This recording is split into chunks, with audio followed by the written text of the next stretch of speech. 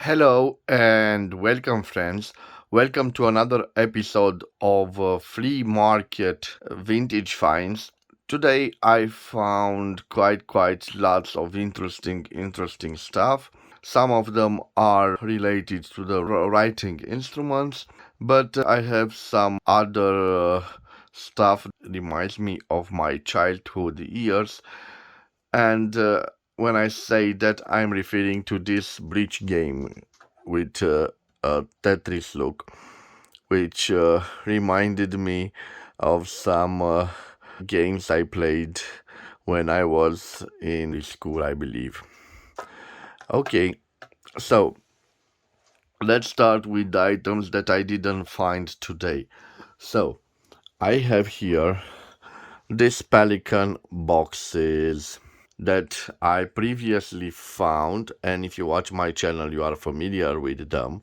So this is the logo, the mother with four chicks, and this logo is specific to 1922.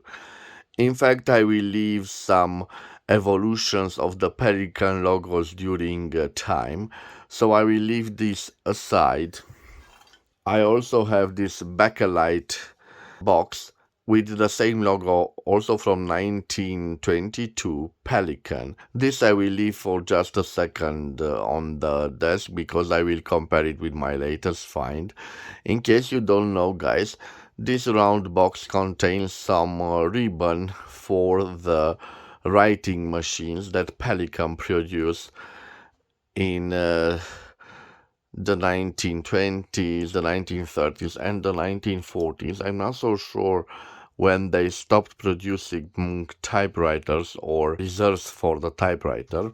I have here also a little box from Shonekan, and it contains some accessories for nice mechanical, I believe, pan. I'm not so sure. They had a set, a calligraphy set, and those were the endings. Also a nice find. If you don't know Schonecken, well, Schonecken was a famous German office producers that ended its activity in the 1960s, at the end of the 1960s. I have here also a Pelican box, but you can see it's rather different from this other box in the sense that it has other logo. I believe that this is a newer version, also with four chicks, but I believe it's from 1934 or maybe even from 1940s or 1950s. I'm not so sure. So guys, let me start with the most expensive find of the day. Maybe it will be better to tell you what I paid.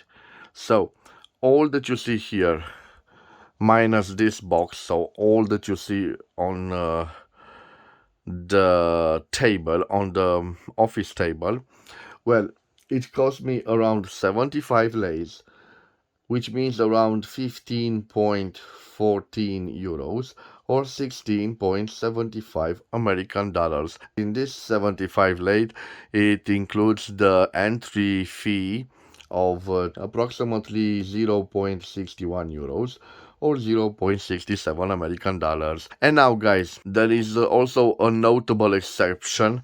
You will see this plane, and this has another story. For the moment, I will leave it right over here next to its bigger brother over there.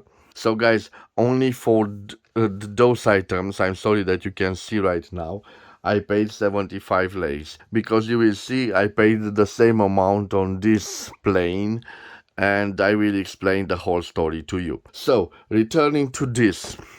Well, I found this box. Original, the seller wanted 10 euros for it, and I had to negotiate.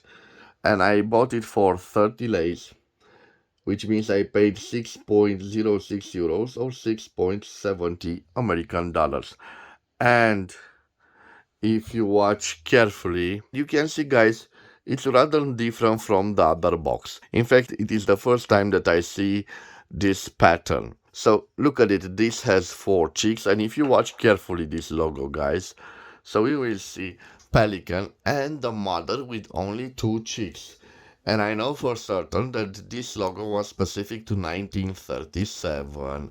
So, this is a Pelican from around 1937, so the end of the 30s. What is special about this Pelican? It is custom made, I believe, for this chain of store HTH, H. Trenzinger. And here we have an address, Gustav Adolf Strasse, Hanover, and a phone number. So I believe that this box was made specifically for that chain of office supplies. On the back we have the same design as the other one. And it's interesting, although I believe they are made from bakelite, this has a darker color to it in comparison with this brown over here. So this is the box, guys. It opens like this, and it contains also a ribbon for a typewriter machine. Okay, so this was my first buy, guys, and let me place it over here. I will take also this over here. The next buy was quite interesting.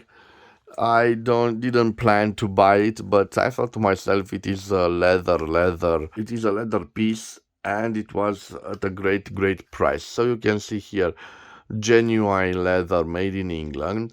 In fact, it has denomination or pockets for £1, £5, or £10, and even some pouch for your change. And guys, I paid for this an incredible price. I believe that this is a small size lady piece, and I paid for it only 5 lace, so less than £1. So 5 lace, which means I paid for it around 1.01 euros or 1.12 American dollars. So I will leave also this aside. I also found these postcards.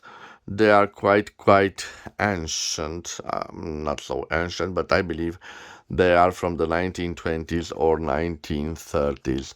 So this is a park, guys, and it is Paris Jardin de Luxembourg Garden, and we have an edition in Paris, Reproduction Interdit. So for this I paid only 1 leu, or 0.20 euros, or 0.22 American dollars, and the same price I paid for this one. If we turn it around, we have Splendor et Charme de Versailles, Le Temps du Petit Trianon, and again the same publisher, and the Reproduction Interdit. So only 1 leu, so 0.20 euros or 0.22 American dollars. Let's leave them aside here, and let's move on to the next one.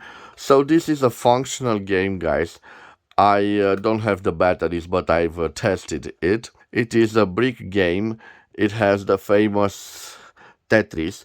And what is quite interesting about this, and it's certainly different from the ones I used as a child, is the fact that we have this transparent plastic and we can see the inner parts of it. So my edition, when I played it, it was the same as the old computers.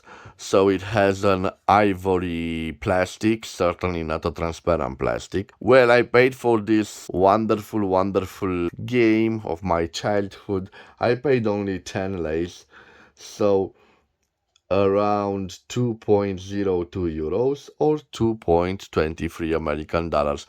And it is functioning, guys. It uses 2 large batteries, AA batteries. Okay, let's put this aside. And now, guys, let me show you quite interesting large ballpoint pen, and I bought it for its size. As you can see, guys, it's enormous, and I paid for it only 3 lays or 0.61 euros or 0.67 American dollars. And it opens like this. It has the ballpoint mine over here. And if we unscrew it, we can see inside of it some reserve mines, and I believe they are colored. This is a black one, this is a blue one, and this is a green one. So quite a nice item. I don't know who is produced this quite strange instrument, and I'm not so sure it is practical. Yes, I believe you can sign some documents with it.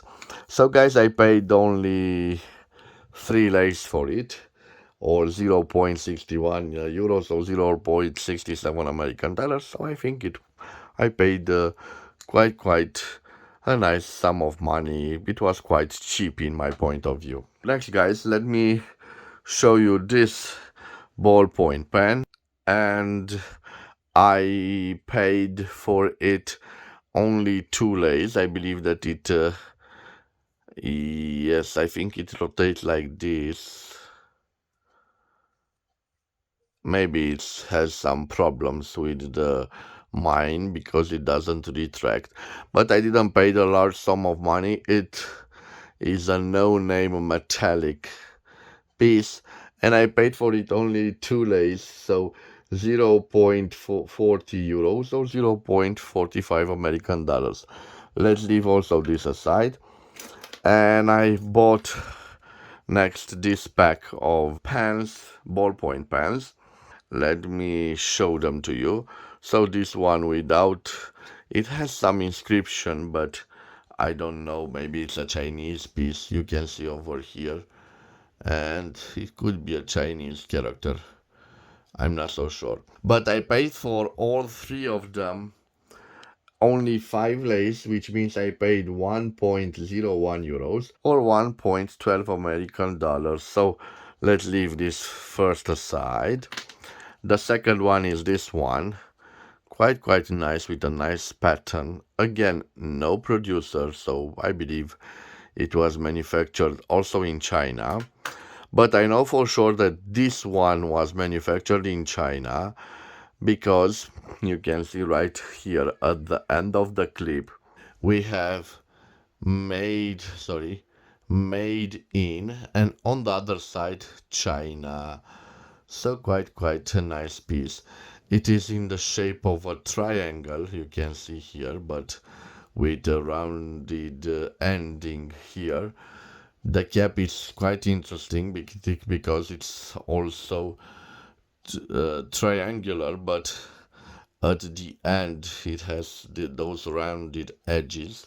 The cap is simple pressure fit, and you can open it like this. In fact, inside of it, it has a special mine, and it opens like this so unscrewing from this part, and it reveals this Schneider German mine, as you can see. Okay, guys, so quite a nice buy. I'm sorry it is quite dirty. I didn't have the time to clean it up properly. It appears that this was a marketing instrument by some real estate developers, so de mare pornic imobilier vertu. Okay, let me put it here. And the next one, so this pack, I bought it as it is, as a pack, and I paid around 15 lays or 3.03 euros or 3.35 American dollars. And let's start with the ballpoint pen, which is quite nice ballpoint pen. It's a Schneider. Schneider is a German brand, quite a nice brand. So I believe it is a functional ballpoint pen. I simply loved the color, and I said to myself, why not? It has a little bit of a scratch here, but it is still a nice functioning ballpoint pen. Let's leave this aside. Let's move on to this Chinese-made fountain pen. I'm not so sure about the producer, but we have something written here. Oh no, yes, it's Rainbow, and the name of the model is 232. As you can see, it has this cap, and I'm not so sure that this part is from the same fountain pen, because you can see the barrel is black and this is a burgundy color. And if we unscrew it, we can see this knockoff of the aromatic filling mechanism of the famous Parker 51. So I will also put this aside. Let's move on to another Chinese made fountain pen. Unfortunately, the cap it is not in a good condition. And again, we see that the colors don't match. Let me see if we have something written here. No. But when we unscrew the barrel, we can see the same aromatic filling mechanism, but this time we have engraved on it youth and also on this lever youth, which which tells us that we have a fountain pen made by the youth Chinese product manufacturer. Next is, it is quite a strange instrument. Well, I'm not so sure if it is a deep in pan. I'm quite puzzled by it. Maybe you can tell me. A friend of mine suggested that it could be a tattoo instrument. I'm not so sure, and it has something written here, but it is quite faded. I'm not so sure what we have here, guys. So maybe you can help me. So this is a plastic one. And in my point of view, this is a deep pen or a calligraphy pen. I'm not so sure, guys. Maybe you can tell me your thoughts in the comments. And let me see if I see. I think we have some engravings here, right here. And strange, I believe it's in Arabic. I'm not so sure, guys. So I'm curious to see what you think about this. Okay, let's move on. I also bought this cap. I believe it says from a ballpoint pen. We have Hauser, Germany. I will certainly use it as a spare part. You can see it's quite dirty, but I think it will clean all right. Again, I will put this aside. Now I have a mechanical pencil. You can see here when I push it, it exits. And this is from the famous Kohinoor producer. So if you're not familiar with Kohinoor, it is a Czechoslovakian producer from the region of Bohemia. And this is a mechanical pencil from them. I have here a fountain pen which was already reviewed on my channel. Maybe I will leave its link at the end of this video. This is a Montex, and this, believe it or not, it is a Indian fountain pen. It's quite interesting, but it lacks the nib. I don't know for what reason. Maybe they thought it is a gold nib, but I can assure you it is not a gold nib.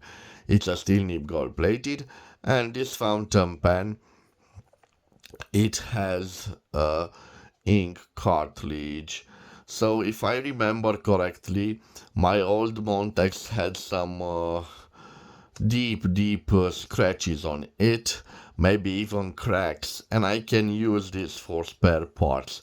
So a nice looking Montex, but without the nib. Okay, it has this classic look like a torpedo shape, specific of the 1950s. Well, in my opinion, I think that this is from the late 80s or the beginning of the 1990s. And now, guys, the last piece, the last writing instrument is from the famous producer Flaro in Romania, and this is the model Astoria. This is in fact the model for a special coloring instrument. It is a green one or a turquoise one, like the body. I'm not so sure how you can refill this, or maybe it's for one time use, but it is a nice addition. I didn't knew that Flaro produced this astoria type of writing instrument. So guys, those were my finds. So again, I paid for them around 75 lays. But I also paid 75 lays for this little that you can see here. So well, to be honest with you, I I've made a mistake because when I bought it, I thought that it is the same size as this one. In fact, they are both made by the same producer, and they were marketing instruments back in the 1930s. So this is the a plane made by ERA, the Romanian industry of aviation, back in 1932, and I believe it's an ERA number 17. I'm not so sure, but you can see this one. It lacks one of the landing gear, and it lacks one propeller from here. So I paid around 75 lays for it, but again, I knew about those defects of it, but I thought that it is the same size as the other one. So no problem, sometimes you win, sometimes you lose. I didn't pay attention to the announcement on the Facebook page, and when I saw that the seller wants only 75 lays, I think it was a deal, because on this one, guys, I paid 10 times the amount of this small one, so around 600 lays. Lots of money, but sometimes you win, sometimes you lose. I didn't have the opportunity to see the size of this little fountain pen. I didn't think I overpaid for it because I already fell in love with it. But I ordered it from my hospital bed, and one friend of mine, she met the seller, and she gave it to me right today. We had an encounter at the flea market, and she had it with her. I was quite surprised to see it is so small. So guys, those were my latest flea market finds. Some of, so most of the items, they are related to the writing instruments. They are writing instruments, but you saw that I bought also some little postcards that I thought were quite cheap, and maybe I overpaid for this box, but it is the first time that I see this personalization. So uh, again, those from 1922 had all the Pelican logo, but I believe that this was a great distributor of Pelican because they personalize it with the information of the office supplier, the stationery store. Okay, guys, so this was my latest episode with my vintage flea market finds. I hope you've enjoyed this episode. If you enjoyed this episode, please subscribe to my channel to support my activity. In return, you probably will see most of those instruments being reviewed on my channel. And I want to wish you to have a wonderful day wherever you are. I will see you at the next episode. Till then, bye bye and God bless.